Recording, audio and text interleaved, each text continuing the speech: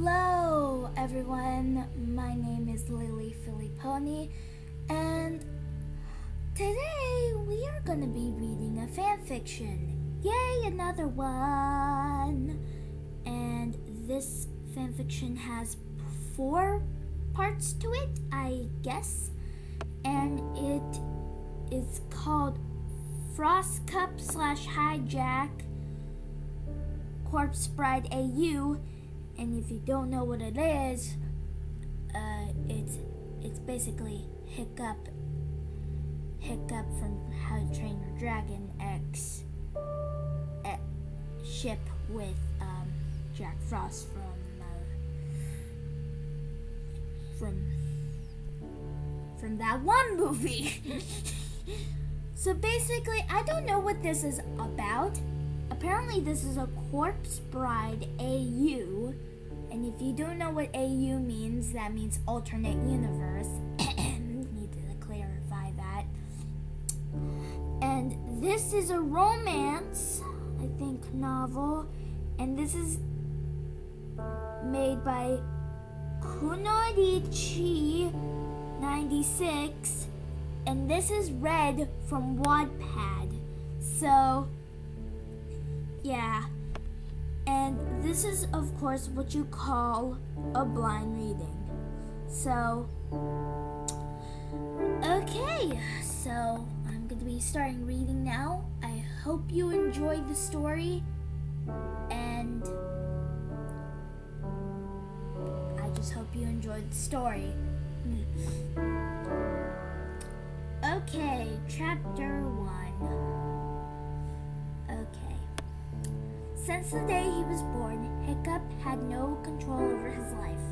His father, the chief of the village of Burke, ordered Hiccup around every day and dictated, I think that's the word, every single detail of his existence.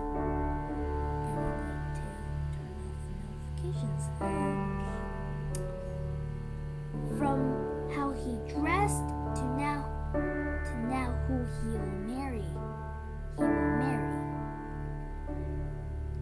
It was a tradition that of the chief's firstborn, or only born in Hiccup's case, to get married young. He didn't even get a say. Not that his father would listen anyway. Now he was on his way with his father to the house of his soon-to-be bride. Worst of all, it was someone who hated him. Well, everyone hated him. Hiccup was seen as a freak because he wasn't strong or warrior-like. Her name was Astrid. He had to admit that she was the prettiest girl in the village. Trouble was that she was stronger and had hated him since they were children. Thanks to his father, their relationship will be even worse. She would probably hate him even more, if that was even possible. Not to mention the fact that she would blame him for ruining her life, and as she had made many admirers who would gladly kill Hiccup to be with her. Even Stoddard, his own father, seemed to dislike him. The only one who had shown him affection was his black dog, Toothless. Sad thing was Toothless unfortunately had died a few years back, leaving Hiccup friendless and alone. He sighed. Maybe if he had more guts, he would stand up to his father, and he would not be in this mess. But he knew it would only make matters worse. Stoddard glanced over He felt that was the right decision to make. However, his son did think otherwise. Static hoped that Hiccup knew the reason for this was for his own good. Hiccup had a crush on the lass, but little did he know that she liked him too. Problem is that she is too embarrassed to say, and when Astrid gets embarrassed, she lashes out. This way, the two of them would be happy together, or at least Static hoped. He loved Hiccup, but as the sheep showing affection, even to their sons, is seen as showing weakness. Sheep must never show weakness. No matter, he thought the lad will see things his way when he gets older. Well, he had been thinking that Hiccup was wee. Now his boy was 17, but still seemed distant from everyone. He often locked himself away, drawing creatures like dragons and the like from the old stories of the ancestors. At least that's what he thought he drew now. The funny thing is he used to show them to him all the time, but when he turned 6, he started to hide them then, and refused to show them to him. He didn't show any emotion anymore besides the occasional hurt, or even look him in the eye. It hurt Static. He had no idea what caused this change. Since then he had barely said anything to him, or anyone for that matter. He hoped that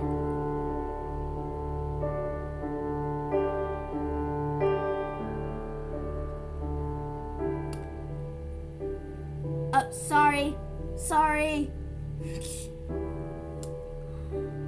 Since then, I read that part. Fuck. This is the most hardest thing. He hoped that this would restore Hiccup's happiness and mend the broken bond. That was the plan anyway. Time skip because I'm lazy and uncreative. Laughing face. Hiccup was standing outside of the Great Hall, where Static and Astrid's parents were talking. It's official. It can't get any worse, he thought. He sat down, drawing his skinny knees to his chest and baring his pale, freckled-covered face in shame. You're pathetic. You know that, right? An aggressive voice boomed out near Hiccup. He peeked through his fingers to see Astrid. She was wearing a sea blue blouse and her normal long brown skirt with a silver belt. Her face held an expression of pure hatred, but had Hiccup covered his eyes again. But had Hiccup not to covered his eyes again, he would have seen some sadness in Astrid's blue eyes. All of the men in this village, I just have to get married to the one who doesn't even belong, she screamed. However, she was kicking herself on the inside. Why am I doing this? I love him So why am I tormenting him? She questioned herself. Hiccup couldn't even be bothered to come up with a half-hearted comeback. Thanks to Stoddard, every day of his life after tomorrow would be like this. He would be subjected to this morning.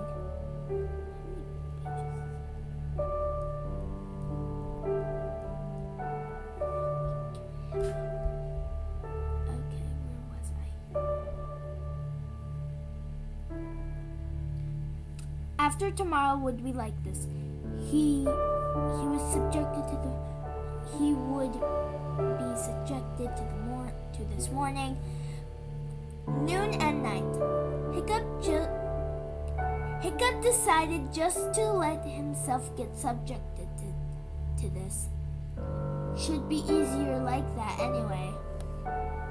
The usual verbal abuse continued. Insults he received every time he stepped out of the house since he was little, such as why were you born? You made me sick, and of course, you call yourself the son of Chief. You will never live up to Stoddard's legacy. However, things took a turn for the worse when Astrid grabs Hiccup's reddish-brown hair pulled him up onto his feet. For Thor's sake, you would be better off be dead. No one cares about you, nor ever will. Even your own father can't stand you, and would rather that you were 6 feet under.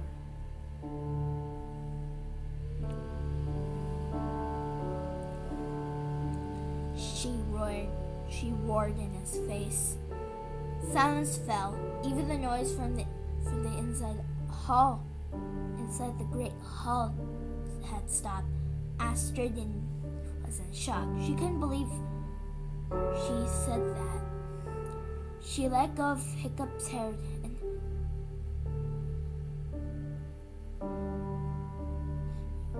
and stepped back. Hiccup, Before she could apologize, Hiccup quietly muttered, "I know," and slowly walked downstairs leading to the hall. His pace began to quicken until he was sprinting away. "Hiccup!" Astrid cried out. Behind her, the doors of the great hall were flung open. "Son!" yelled Stoddard. "Where are you going?"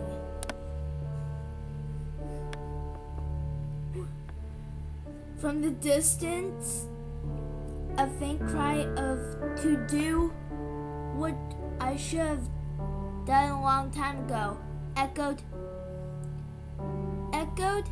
in the village as the small frame of Hiccup melted into the shadows of the night.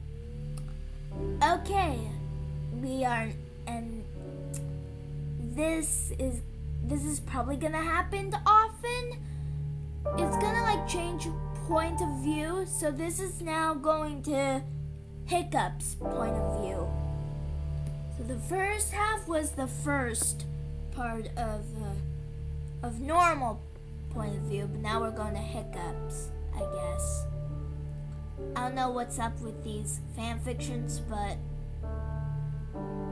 they're good.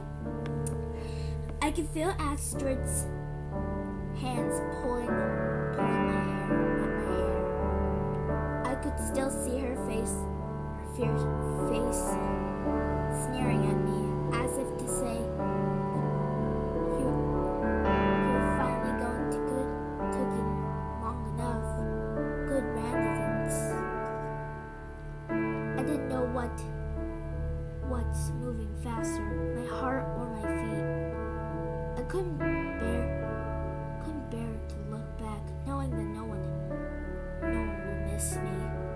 I bet when the news get out, they will be all glad. Something compelled me to move forward, faster and faster. All the while, Astrid's last comment repeated over and over in my head. Joining it was the looks I've got everyone in the village. But what hurt the most was the disappointing scowls from my dad. Then a memory I had tried so hard to forget to resurface. Flashback time. Hiccup was about 6 when he sneaked into the main hall. He wanted to show Dad his new picture he drew. Drawing was all he was good at, and Dad seemed to like them. Hiding behind a column, Hiccup was about to pounce on his dad and show him the drawing of a deadly man. And his father's deep voice.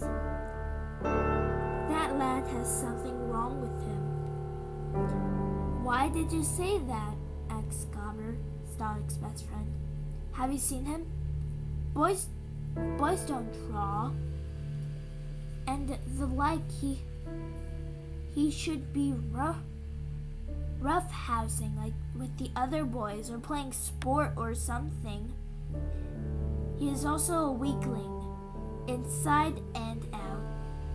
He cries like a baby over to the smallest bruise. To be honest, Gobber, I highly doubt that he is my son at all. The thing is he is only my son, so I'll just act happy when he shows me those god awful drawings. Hiccup was heartbroken. So the other children were right. Dad hates me. Hiccup slowly backed away and snuck out of the great hall. Running home, Hiccup let the salty tears stain his pale face. When he got home, he locked himself in his room, curling himself into a ball and wiping his eyes from the back same. He whimpered to himself, "No, I can't cry.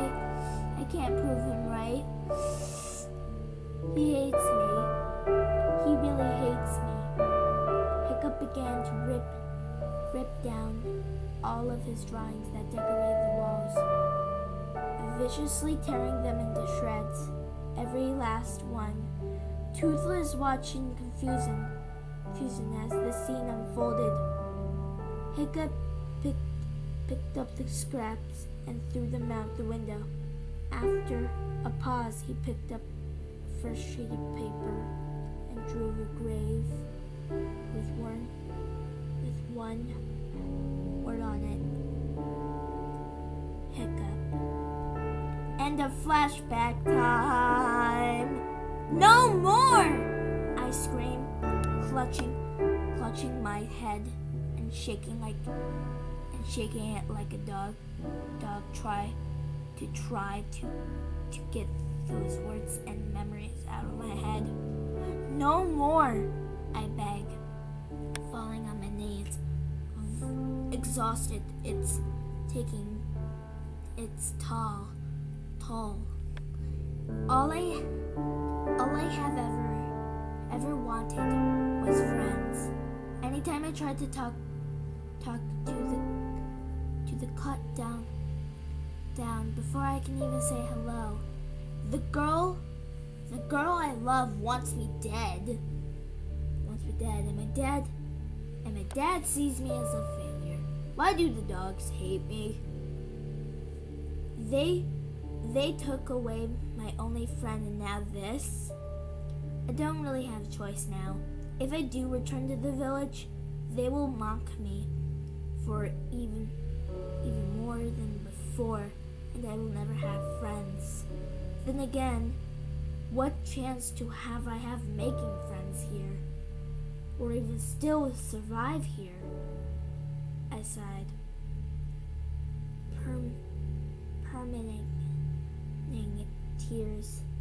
Permitting tears to fall for the first time in years.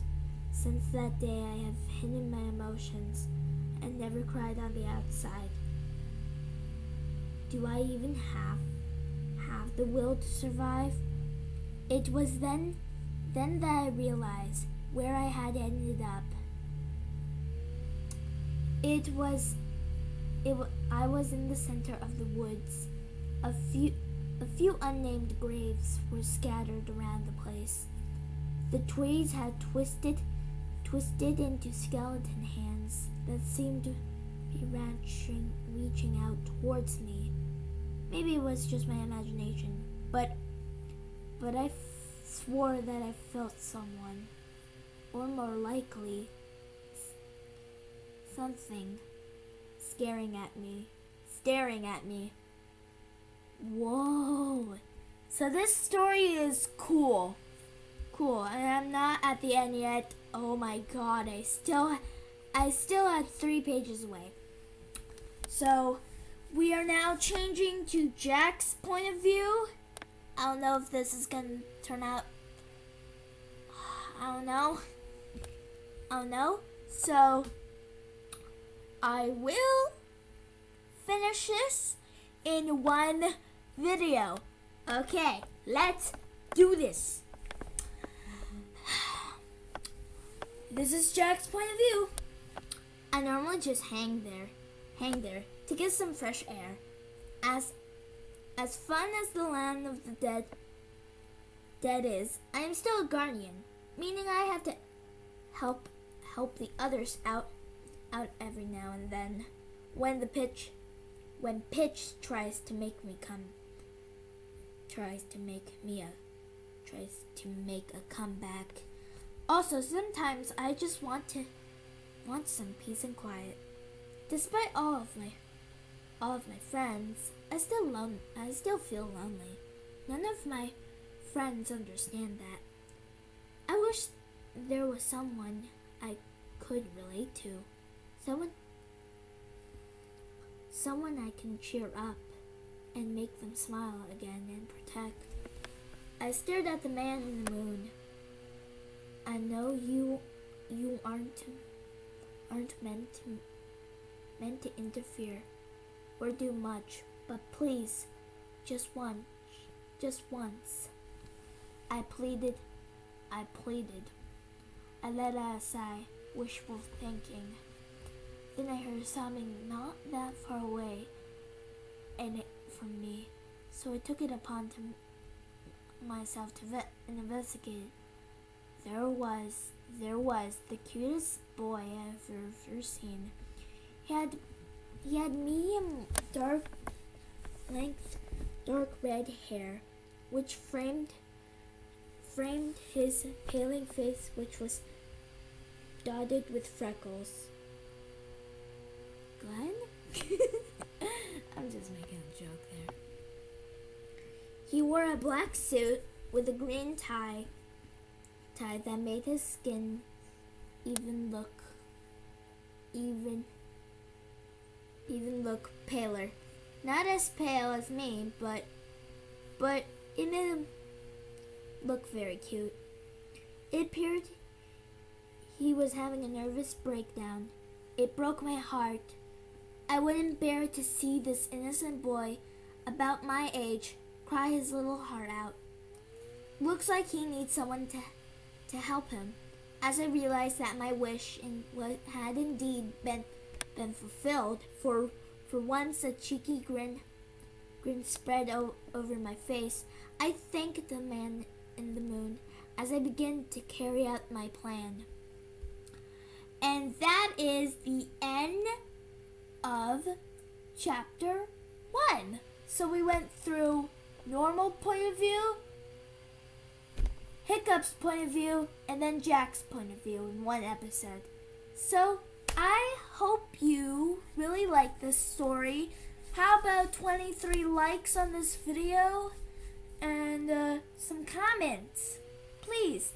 And if you are not in the fandom of Lily Philly Pony, please do consider and subscribe. I will see you all guys next time.